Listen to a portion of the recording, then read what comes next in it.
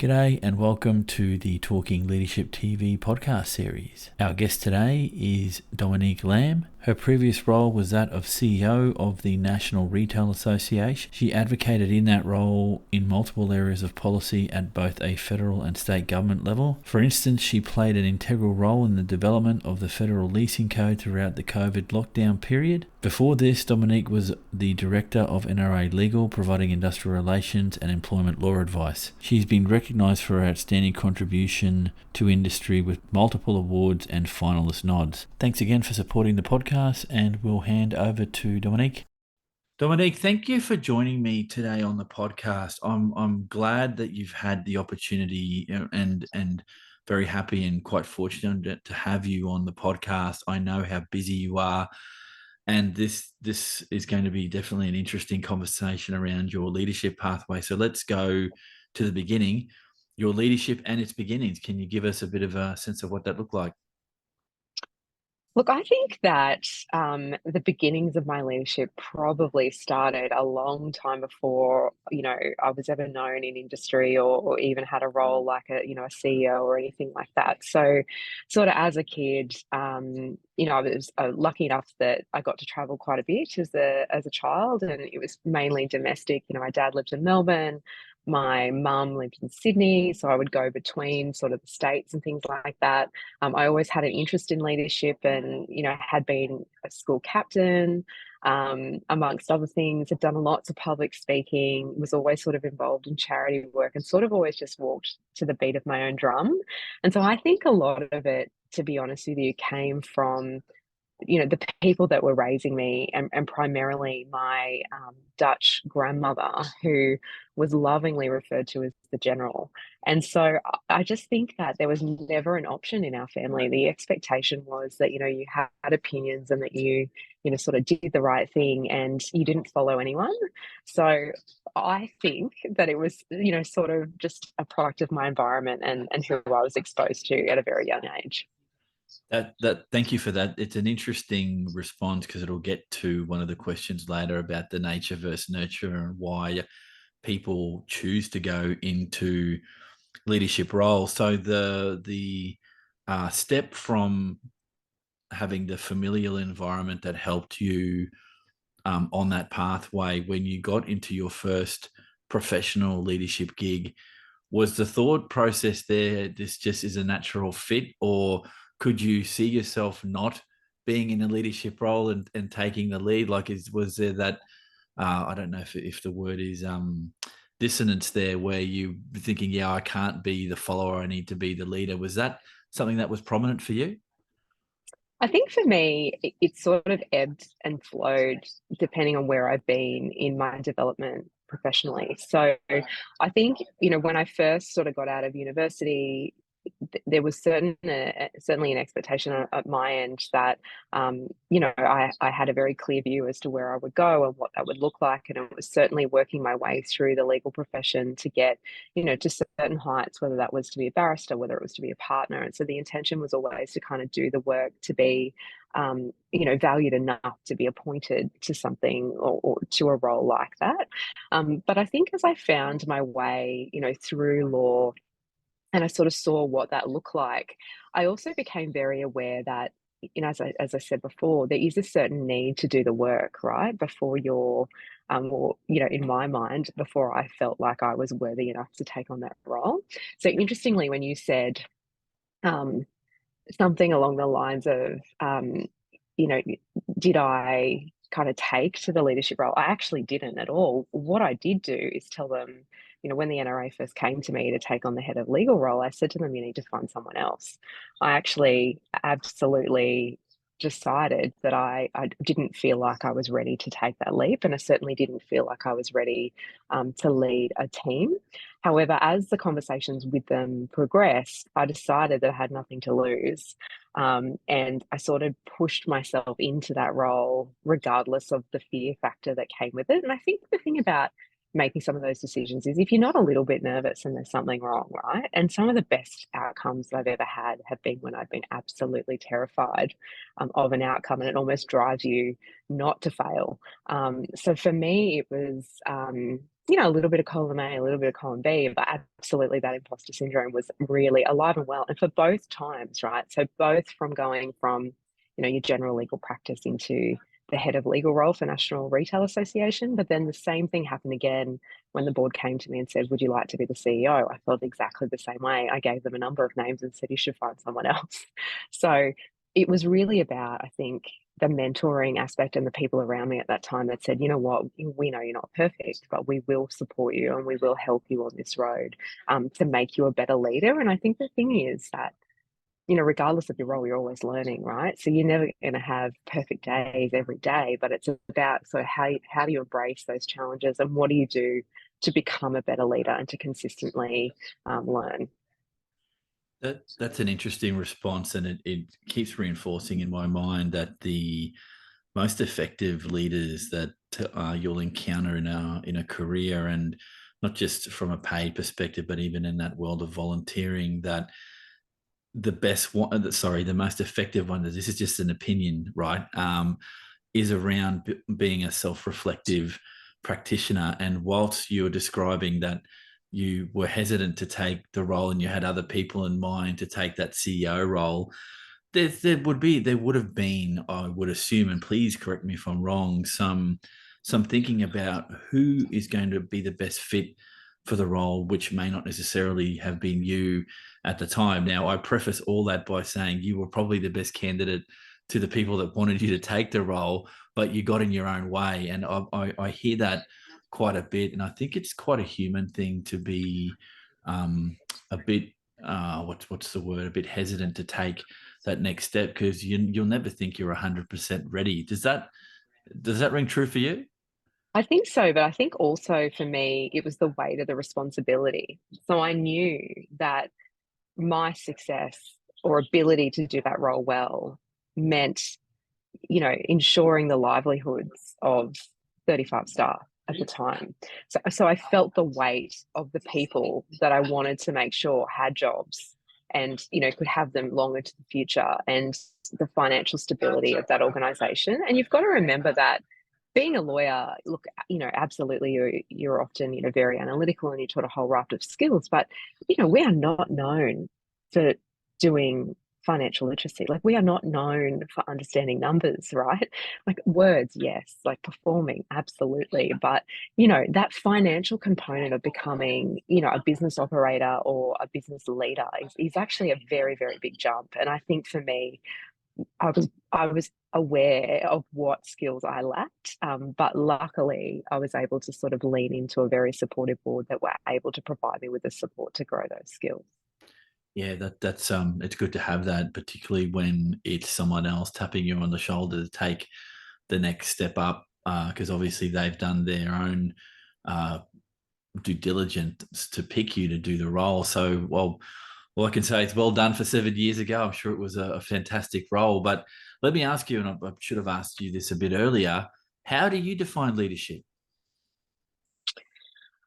Oh, look, it's funny. Over the years, I've sort of looked and thought about that long and hard. And, the thing that resonates with me is a little bit unusual. There is a very well-known author that writes about dog packs, funnily enough. And he's from the United States. He's been on a number of television shows talking about, what it's like to own dogs, when dogs act up, etc. But reading one of his books, he talked about um, leaders in dog packs and what that actually looks like. And what he pointed out was that the leader or the alpha in a dog pack is often the dog that is the leanest and the one at the back, ensuring that the weakest can still continue to go. And they make a lot of sacrifices. And often, I think, that is absolutely right about most of our good leaders in society. They are the ones making unseen sacrifices to ensure the benefit of others, often at the sacrifice of themselves, because they're in it to either achieve a goal or to make sure that the right thing is done, but they're committed to an outcome. Um, and I think that component of sacrifice is an element that we don't talk about with our leaders. We just expect that they sort of appear and that they're there and that they're ready. But what actually occurs is, there's an extraordinary amount of work that goes into being a leader, particularly a good leader, and making sure that no one's left behind.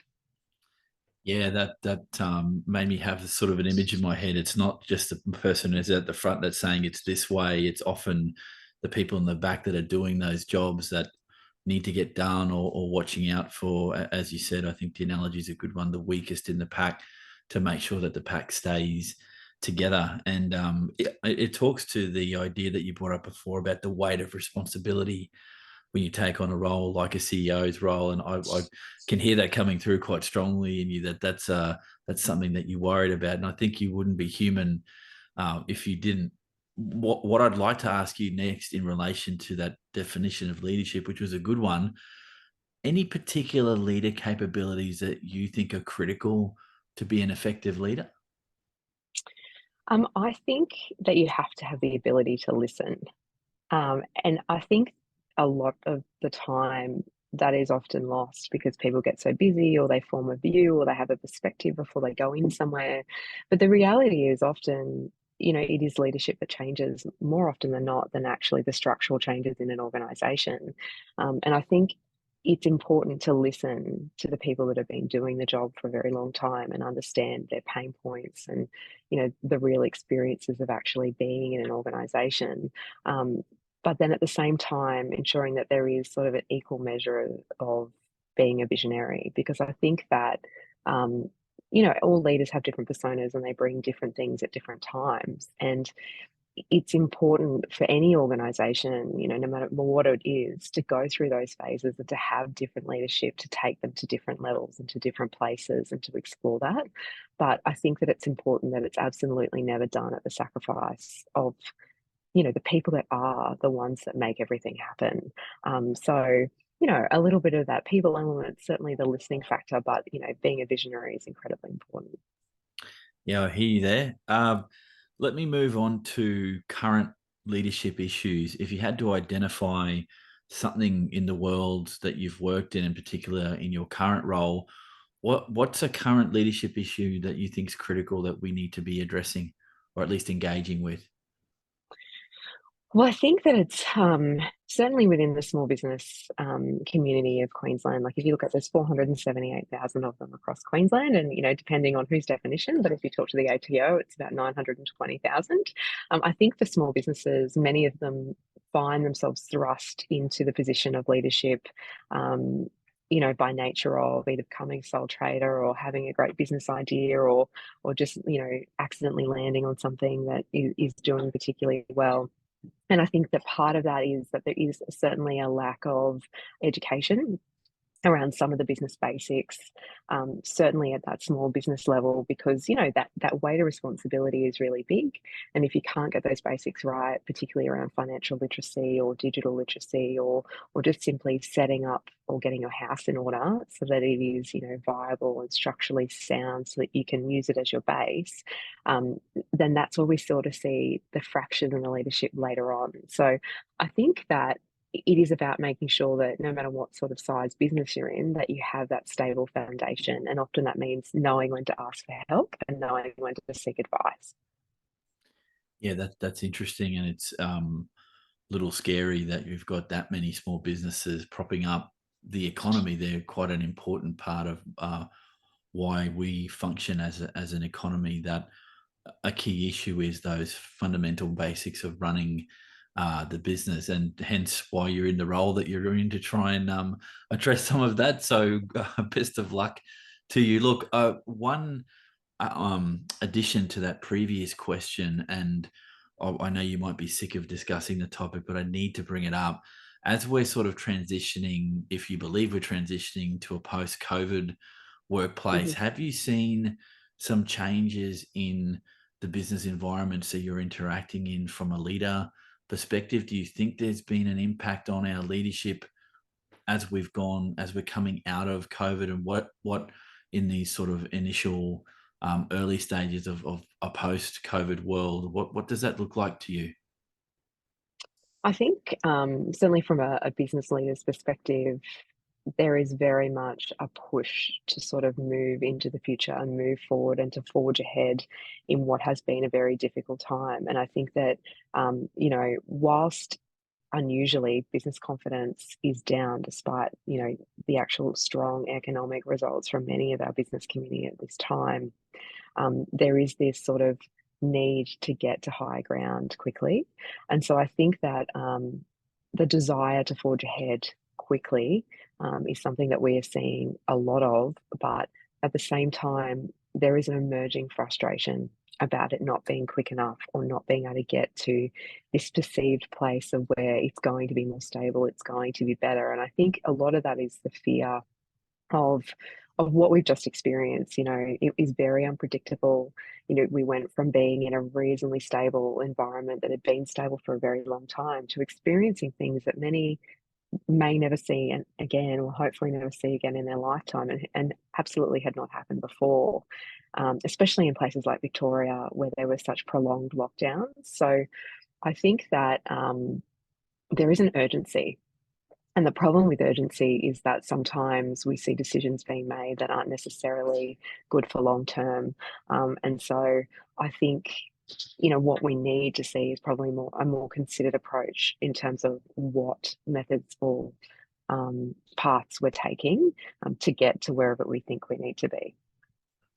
Yeah, that has some significant implications if you take what you're saying to that next level. And look, nobody had the right template to deal with COVID in their business. It's I think when the discussions are had, and I can understand why people go down this pathway, that some businesses were more agile and were more easily rode the worst of it, and some didn't. That doesn't necessarily mean that those that didn't do so well, that it was because of a lack of some planning or a lack of foresight on their part. This hit everyone quite quickly, and nobody really knew how to engage. And it's going to be interesting what pathways, as you suggested, or what methods people are going to use to get back to some sense of normality. Is that where what you're hearing from the business community, especially from its leaders, that we don't have a sense of a new normal yet? And I hate that term, but it's the only one that came to mind. Are you hearing a bit of that? I'm hearing that, but also there is a real sense of exhaustion because you've got to remember, we sort of got out of COVID and then there were some significant weather events that happened, especially in Queensland, and that have continued to happen. So for many of these, particularly small businesses, it has just been sort of hit after hit after hit. And even though, the market is buoyant and they're saying to us, we've got wait lists, we've got lots of work on. The prospect or the almost the barrier to growth, in terms of finding staff or, dealing with deferred rents that they owe or dealing with the tax office, all of these things are sort of beginning to significantly weigh upon them.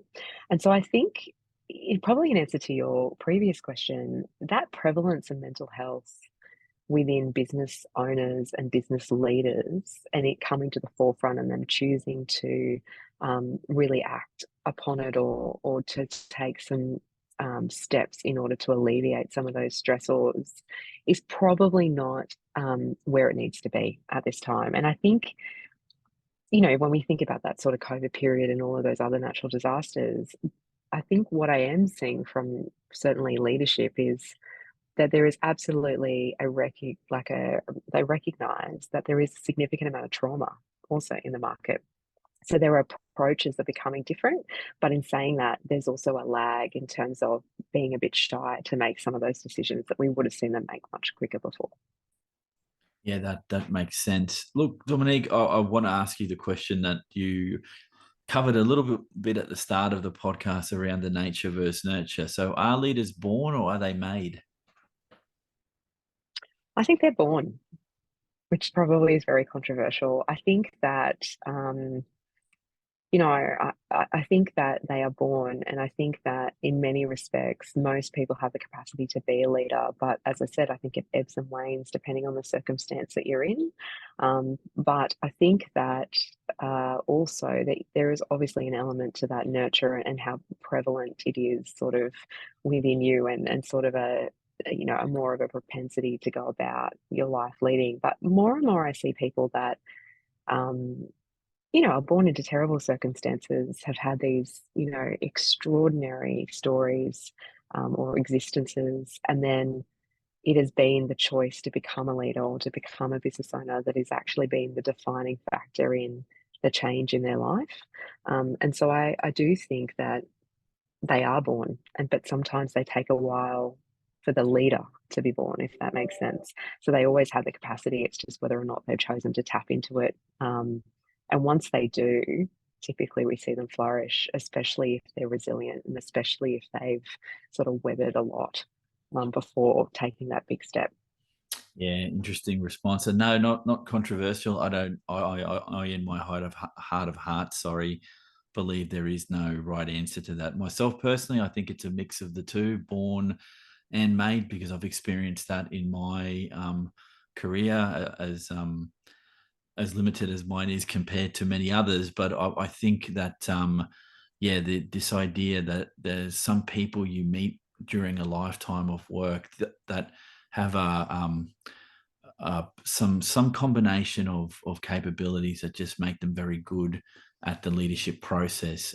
But as you said, and I'm a big believer of what you said at the start of the podcast, leadership is a choice, and some people may never choose that pathway and might be very good leaders, but others will choose it and need some help along the way, and sort of everything in between. So, final question for you: looking back on your leadership journey, if you could go back to a younger version of Dominique, what would you say to yourself about being a more effective leader? What would I say to myself? That's a really hard question. I think, to be honest with you, I'd probably just say keep going. And I think that, there's a certain element of like right place, right time, and you can call it the universe, you can call it whatever you like. But I think at the end of the day, sometimes those skills develop because you need them and because you're in those particular situations. And the other thing I'd probably say is, trust your gut on most things, because I think that when you do something for long enough, you do really start to read the rhythms of how things operate, and it's about backing yourself. Dominique, that's a fantastic way to end the podcast. Thank you for your time, mate. Thank you so much. I'd like to thank Dominique for joining us on the podcast today and sharing her insights as part of her leadership pathway. Thanks again for joining us. Please help us build the channel by either liking or subscribing. Have a great week and look after yourselves, and we'll catch you on the next episode of Talking Leadership TV.